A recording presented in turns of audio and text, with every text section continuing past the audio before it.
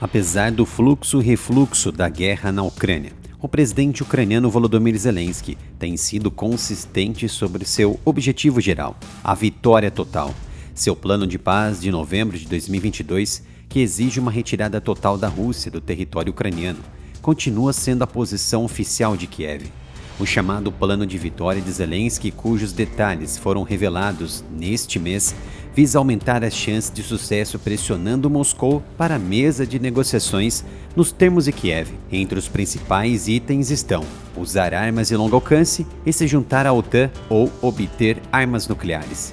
Enquanto os Estados Unidos e seus aliados na Europa permanecem firmes atrás da Ucrânia, a Casa Branca anunciou 8 bilhões de dólares adicionais em ajuda militar durante a viagem de Zelensky a Washington em setembro. Está cada vez mais claro que a posição maximalista de Kiev está fora de alcance. No entanto, o tópico que mais chamou a atenção, por ser de curto prazo e possível, é o uso de armas de longo alcance do Ocidente pela Ucrânia para atacar as profundezas do território russo. Moscou está formulando maneiras de responder caso os países ocidentais aprovem ataques ucranianos nas profundezas da Rússia usando armas de longo alcance doadas por países como os Estados Unidos, segundo o próprio presidente Vladimir Putin. O líder do Kremlin disse ao jornalista da mídia estatal russa, Pavel Zarubin, que esperava que os países do Ocidente tivessem ouvido suas declarações sobre a aprovação de armas de longo alcance contra a Rússia. Abre aspas para Putin.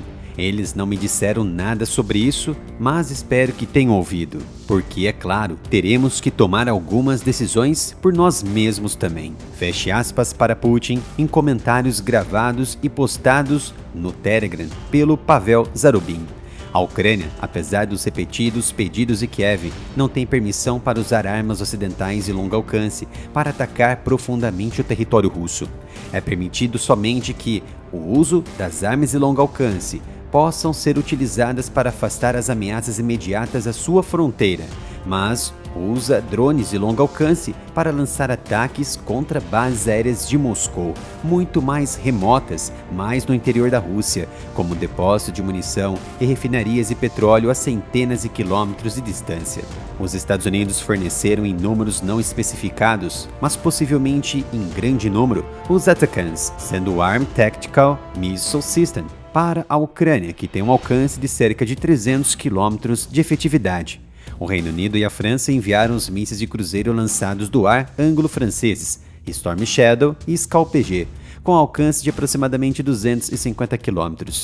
Kiev empunhou essas armas contra o território controlado pela Rússia, reconhecido internacionalmente como ucraniano. A Alemanha, um dos maiores fornecedores da Ucrânia, se recusou a fornecer seus mísseis Taurus, que são muito semelhantes ao Storm Shadow, inclusive em distância de ataque. Autoridades ocidentais sinalizaram no mês passado que essa proibição poderia ser suspensa, mas isso ainda não foi anunciado publicamente. A invasão em larga escala da Ucrânia por Moscou e a guerra, agora bem depois da marca de 2 anos e meio de conflito, azedaram as relações entre a Rússia e muitos países ocidentais, ao seu pior ponto desde o fim da Guerra Fria. A Ucrânia depende muito do Ocidente para apoio em suas operações. Sobre o possível ataque a ser realizado pela Rússia, em caso de uso de armas de longo alcance pela Ucrânia, é muito cedo para falar sobre quais opções estariam na mesa. Foi o que disse Putin, que complementou. Mas é claro, nosso comando militar está pensando sobre isso e oferecerá várias opções para responder. Putin disse em meados de setembro que se as nações ocidentais permitissem que a Ucrânia usasse essas armas para atacar a Rússia, isso significaria nada menos que envolvimento direto no conflito. Os países da OTAN têm sido muito cautelosos para evitar uma escalada da guerra. Isso significará que os países da OTAN, os Estados Unidos e os países europeus são partes da guerra na Ucrânia, afirmou Putin, de acordo com uma leitura do Kremlin, afirmando ainda: isso significará seu envolvimento direto no conflito e mudará claramente a própria essência, a própria natureza do conflito dramaticamente. Isso significa que os países da OTAN, os Estados Unidos e os países europeus estão em guerra com a Rússia. Putin disse na época que Moscou tomaria decisões apropriadas em resposta às ameaças que seriam impostas a nós. A OTAN disse repetidamente que a aliança não está em guerra com Moscou nem parte da guerra que a Rússia está travando na Ucrânia. Abre aspas para a aliança. Não buscamos confronto com a Rússia. O líder do Kremlin disse que a Ucrânia não seria capaz de operar sistemas de longo alcance, independentemente de seus apoiadores. A guerra terminará em breve? Não sabemos. Tudo o que sabemos neste momento é o trabalho árduo de recrutamento da Ucrânia e da Rússia para manter os atritos em andamento, fora os bastidores de mais alianças. A Ucrânia busca segurar os seus territórios ao máximo e a Rússia busca manter os territórios já conquistados e assegurar o máximo de danos contínuos ao país invadido para reduzir o aporte financeiro e material do Ocidente. As falas de Putin acontecem após o Pentágono emitir um novo alerta.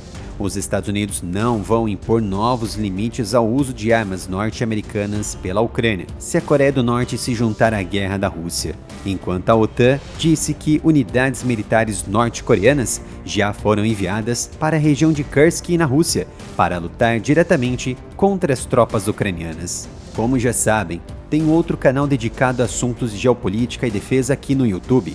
Então me dê um apoio, visite o canal Analytics, se inscreva e ative as notificações para não perder nenhum conteúdo.